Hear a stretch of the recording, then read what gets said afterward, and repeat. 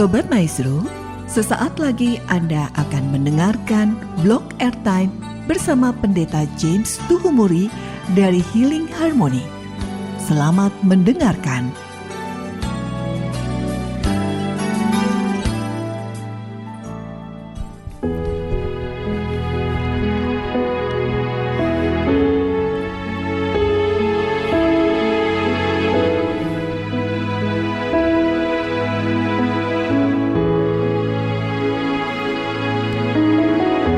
Shalom saudaraku yang terkasih di dalam Tuhan dimanapun Anda berada malam hari ini. Bersama dengan kami Healing Harmony, saya undang saudara untuk menikmati kudusnya hadirat Tuhan di ruang dengar saudara. Dan bersama dengan kami Healing Harmony, mari memuji dan menyembah, menghadirkan hadiratnya turun memenuhi hati dan pikiran saudara. Haleluya. Alami Tuhan bersama dengan Healing Harmony Singers.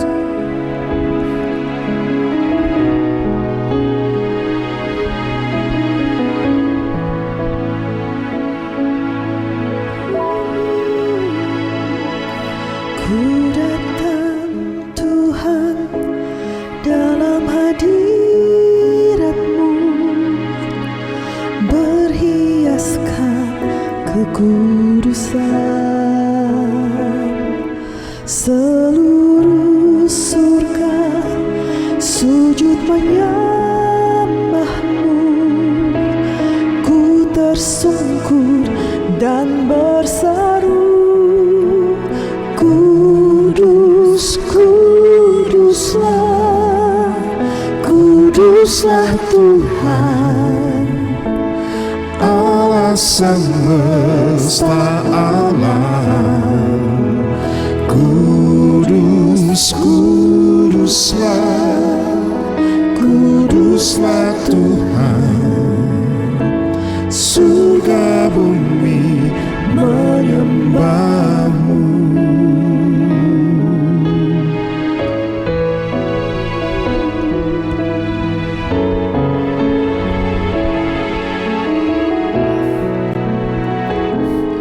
Ku datang Tuhan dalam hadirat-Mu, berhiaskan kekudusan. Seluruh surga sujud menyembah-Mu. Ku tersungkur dan berseru, Kudus, kuduslah, kuduslah Tuhan, Allah semesta alam. Kudus, kuduslah, kuduslah Tuhan, surga bumi menyembah. Kudus, kuduslah, kuduslah Tuhan, Allah semesta alam.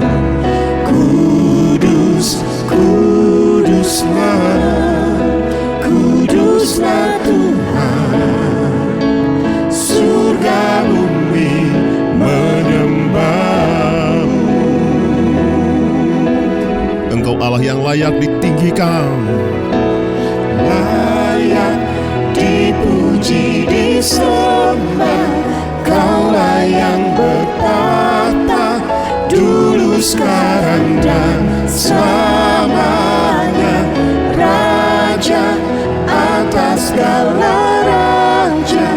Namamu besar termulia,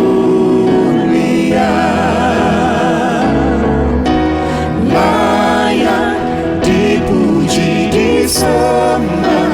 Kaulah yang bertata dulu, sekarang dan selamanya, Raja atas segala raja. Namamu besar termulia. Engkau Tuhan dipuji dan disembah.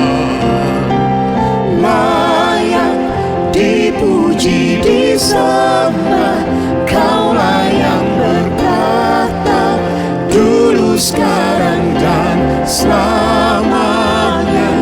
Raja atas segala raja, namamu besar termulia. Haleluya, layak dipuji, disembah. Haleluya. Layak dipuji disembah, Kaulah yang bertahta dulu, sekarang dan selamanya. Raja atas segala raja, namamu besar termulia.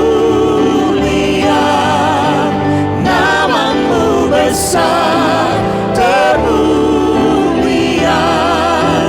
Namamu besar termulia.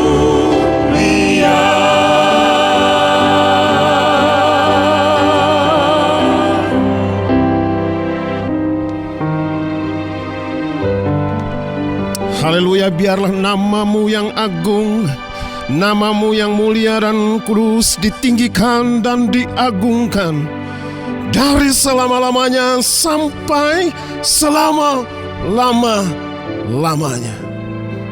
Haleluya. Bapak, Ibu, dan saudaraku yang terkasih di dalam Tuhan, masih di dalam suasana pandemi global, dan setiap gereja Tuhan pada akhirnya harus beribadah dari rumah. Di setiap rumah tangga menaikkan pujian dan penyembahan kepada Allah yang hidup dan berkuasa. Dan ketika pujian dan penyembahan dinaikkan, maka Allah yang bertahta di atas setiap pujian dan penyembahan umatnya hadir. Karena Ia bertahta di atas setiap pujian dan penyembahan. Oleh sebab itu, bagi gereja Tuhan menyikapi setiap ibadah dari rumah adalah satu awasan bagi kita untuk tetap menghargai dan menghormati hadirat Allah. Bukan hanya sekedar ketika saudara di dalam perkumpulan jemaat dalam ibadah raya setiap hari Minggu di gereja, saudara bisa dengan kusuk untuk menyembah Tuhan, menaikkan pujian dan penyembahan bagi Dia dengan sikap hormat. Tetapi hari-hari ini ketika saudara beribadah di rumah, tidak mengurangi rasa hormatmu kepada kekudusan hadiratnya. Sebab ketika Ia hadir, maka Ia adalah Allah yang kudus, juga menginginkan setiap umat yang memuji dan menyembah menghampirinya dengan kekudusan. Haleluya. Bapak, Ibu, dan saudaraku yang terkasih, sebuah kisah di mana terjadinya sebuah tragedi ketika umat Allah yang tidak peka terhadap kekudusan hadirat Tuhan atau hadirat Allah. Saya akan bacakan secara singkat saja sebuah peristiwa yang terekam di dalam kitab 2 Samuel pasal yang ke-6. Di dalam peristiwa ketika tabut dipindahkan ke Yerusalem. Saudara dengar baik akan kebenaran ini. Di sini perikop yang berbicara tentang tabut dipindahkan ke Yerusalem ada 23 ayat. Tapi saya akan bacakan beberapa ayat saja yang menjadi perenungan bagi kita pada malam hari ini. Ayat pertama, Daud mengumpulkan pula semua orang pilihan di antara orang Israel, 30.000 orang banyaknya. Kemudian bersiaplah Daud lalu berjalan dari balai Yehuda dengan seluruh rakyat untuk menyertainya. untuk mengangkut dari sana tabut Allah yang disebut dengan nama Tuhan semesta alam yang bertata di atas kerubim. Mereka menaikkan tabut Allah itu ke dalam kereta yang baru setelah mengangkatnya dari rumah Abinadab yang di atas bukit. Lalu Usa dan Ahio anak-anak Abinadab mengantarkan kereta itu. Usa berjalan di samping tabut Allah itu, sedang Ahio berjalan di depan tabut itu. Daud dan seluruh kaum Israel menari-nari di hadapan Tuhan dengan sekuat tenaga, diiringi nyanyian kecapi, gambus, rebana, kelentung, dan ceracap.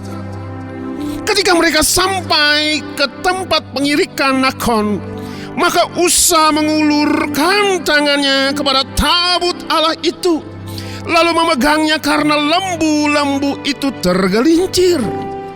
Maka bangkitlah murka Tuhan terhadap Usa, lalu Allah membunuh dia di sana karena keteledorannya itu. Ia mati di sana, dekat tabut Allah itu. Daud menjadi marah karena Tuhan telah menyambar Usa demikian hebatnya.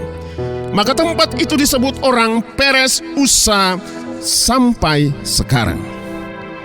Pada waktu itu Daud menjadi takut kepada Tuhan.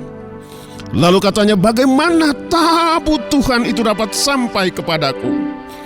Sebab itu Daud tidak mau memindahkan tabut Tuhan itu ke tempatnya, ke kota Daud.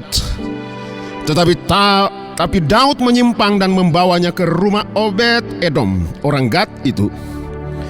3 bulan lamanya tabut Tuhan itu tinggal di rumah Obed Edom, orang Gad itu. Dan Tuhan memberkati Obed Edom dan seisi rumahnya.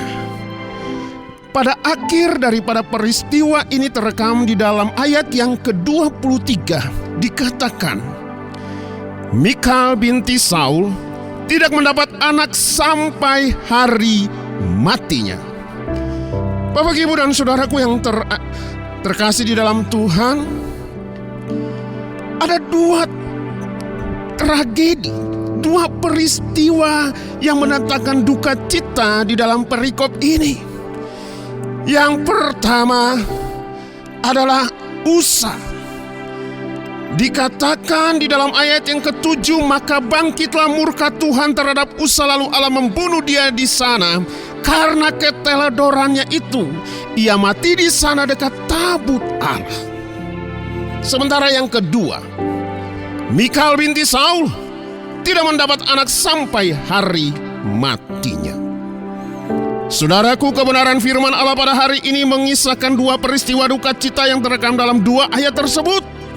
Dan itu sebagai akibat langsung dari ketidakhormatan akan kekudusan hadirat Allah.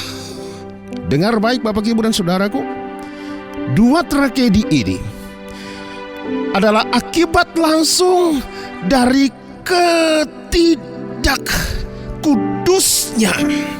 ketidakhormatan akan kekudusan hadirat Allah. Malam ini saya mau katakan bahwa pelanggaran terhadap kekudusan hadirat Allah adalah kejahatan yang besar dalam pandangan Allah. Namun kekurangpekaan kita terhadap hadirat Allah dan kekudusannya membuat kita kurang memiliki rasa hormat kepada Allah ketika memasuki hadiratnya. Dan pasal ini sesungguhnya memperlihatkan bahaya besar dari kurangnya sensitivitas setiap kita terhadap hadirat dan kekudusan Allah. Bapak, Ibu, dan saudaraku yang terkasih dalam Tuhan, sejarah dijadikannya Yerusalem sebagai pusat pemerintahan membuat Daud ingin menempatkan tabut Allah di kota itu sebagai lambang kehadiran Allah. Di dalam ayat yang pertama sampai dengan ayat yang ketiga, ini adalah hal yang sangat baik. Namun sayangnya pemindahan tabut ini dilakukan tidak sesuai dengan protokoler aturan Tuhan tentang tabut tersebut. Saudaraku yang terkasih di dalam Tuhan, di dalam kitab Keluaran 25 ayat 12 sampai dengan 15 mengkisahkan Tuhan secara detail mengatur pembuatan tabut berikut dengan cara membawanya secara detail. Dan awal tragedi ketika menyalahi protokoler firman Allah. Tabut dibawa dengan kereta. Padahal seharusnya tabut itu diusung di atas bahu orang Lewi dari keluarga Kehat. Pelanggaran berikutnya terjadi lagi saat lembu-lembu yang menghela kereta itu tergelincir. Usa yang mengkhawatirkan jatuhnya tabut kemudian memegang tabut ini. Itu terekam di dalam ayat yang ke-6 dan ini mengakibatkan murka Tuhan dan sekaligus menjatuhkan hukuman mati kepada Usa. Saudaraku, ironisnya hampir 20 tahun tabut itu ada di rumah Abinadab, ayah Usa, dan tidak terjadi kecelakaan apapun selama masa tabut itu di rumahnya. Bapak Ibu, pertanyaannya adalah, terlalu berlebihankah hukuman mati itu bila dibandingkan dengan kesalahan Usa? Sehingga Daud menganggap demikian, ia menjadi marah.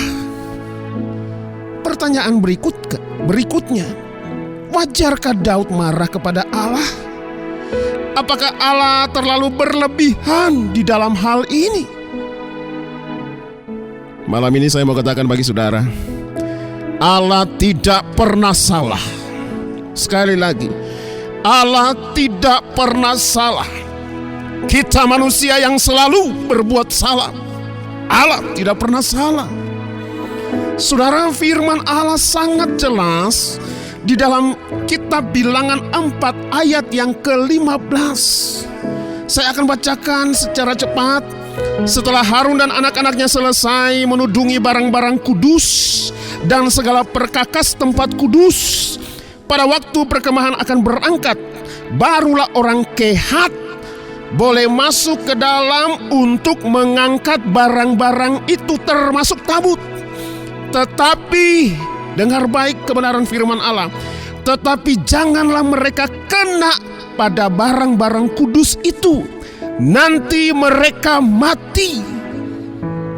Jadi itulah barang-barang di kemah pertemuan yang harus diangkat Bani Kehat. Saudaraku, tindakan menyentuh tabut merupakan hal terlarang. Menyentuhnya berarti mati. Itu sudah ditegaskan oleh firman Allah. Dan dalam hal ini, Usa tidak peka akan tabut yang melambangkan hadirat Allah yang kudus. Dia berpikir bahwa dia akan menyelamatkan tabut itu dengan menyentuhnya. Maksud Usa mencegah terjatuhnya tabut tersebut adalah baik. Tetapi lebih baik menghormati firman-Nya, mentaati firman-Nya, dan kekudusan hadirat-Nya. Haleluya. Bapak Ibu dengar baik. Barangkali hari-hari ini kita punya maksud yang baik, tetapi akan lebih baik lagi ketika kita mengerti akan kebenaran firman Allah dan tetap menjaga kekudusan hadirat-Nya. Saudara, tanpa mengurangi rasa hormat dan respek saya terhadap seseorang seperti Daud yang saya sangat kagumi, tetapi dalam hal proses pemindahan tabut, Daud sebagai pemimpin juga turut andil salahnya. Kesalahan fatal Daud ini adalah tidak bertanya kepada Allah seperti kebiasaannya selalu bertanya kepada Allah ketika akan berperang. Ini sudah menjadi kebiasaan Daud, selalu bertanya. Tetapi dalam hal yang paling sensitif ini, ketika ia akan mengangkat tabut pindah ke kota Daud, ia lupa bertanya kepada Allah dan ia memilih untuk rapat dengan para pemuka Israel. Hati-hati saudaraku. Ada banyak hari-hari ini ketika kita memprogramkan segala sesuatu, kita lupa bertanya kepada Allah, tetapi kita lebih banyak bertanya kepada manusia. Saudaraku yang terkasih di dalam Tuhan, Daud memilih berunding dengan para pemuka-pemuka Israel. Kemungkinan besar Daud tidak sadar roh kesombongan telah mengintimidasinya. Pelajaran bagi setiap kita gereja Tuhan. Ketika kemenangan, ketika keberhasilan, ketika kuasa kita peroleh, kita bersuka cita karenanya. Jangan sampai kita hilang kepekaan untuk terus mencari Tuhan dan kehendak-Nya. Dan kehendak Tuhan hanya kita dapat temukan di dalam hadirat-Nya. Ketika saudara senantiasa membangun persekutuan, keintiman dengannya. Daud menyadari kesalahannya dengan takut dan gentar. Ia datang kepada Allah. Ayat yang ke-13 dikatakan, apabila pengangkat tabut Tuhan itu melangkah maju 6 langkah, maka ia mengorbankan seekor lembu dan seekor anak lembu gemukan.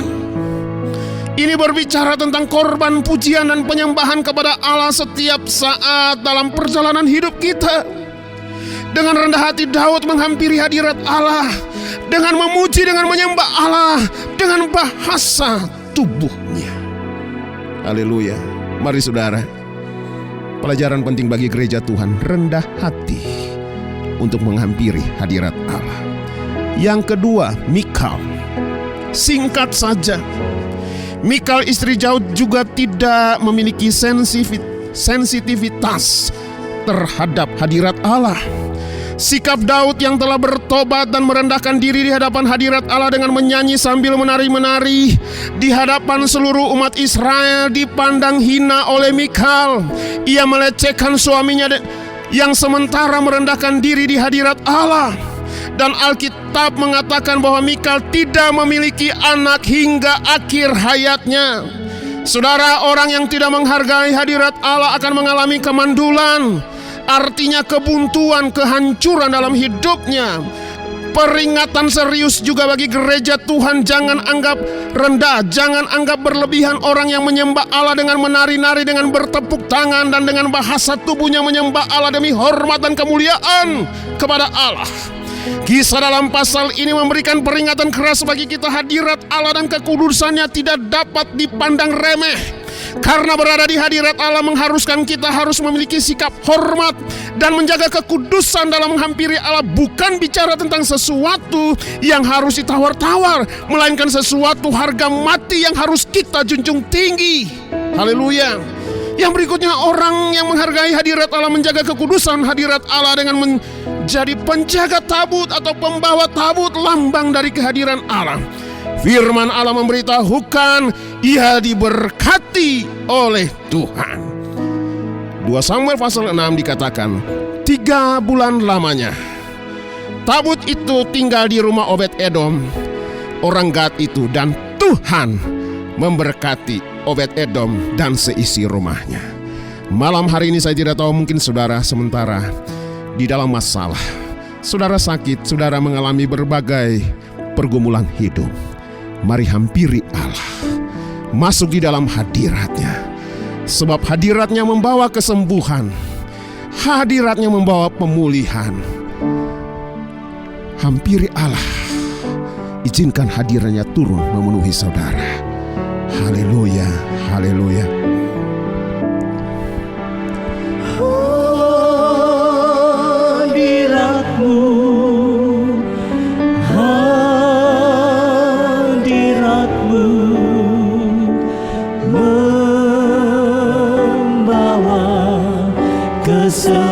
Kesembuhan bagiku.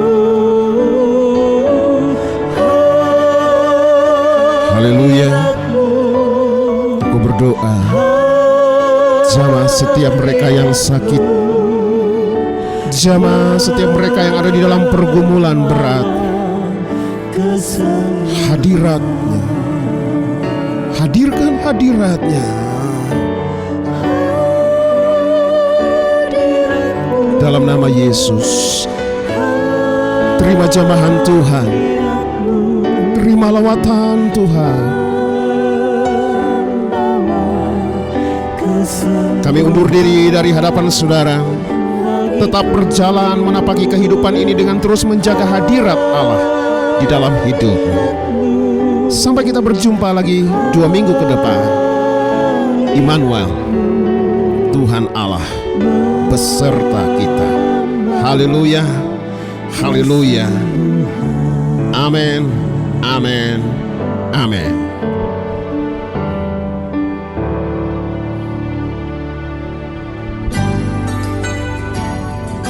Sobat Maestro, Anda baru saja mendengarkan Blog Airtime bersama Pendeta James Tuhumuri dari Healing Harmony. Bila Anda membutuhkan informasi dan pelayanan lebih lanjut, hubungi call center Healing Harmony di nomor 0811 205 1705. Terima kasih atas perhatian dan kebersamaan Anda. Tuhan memberkati.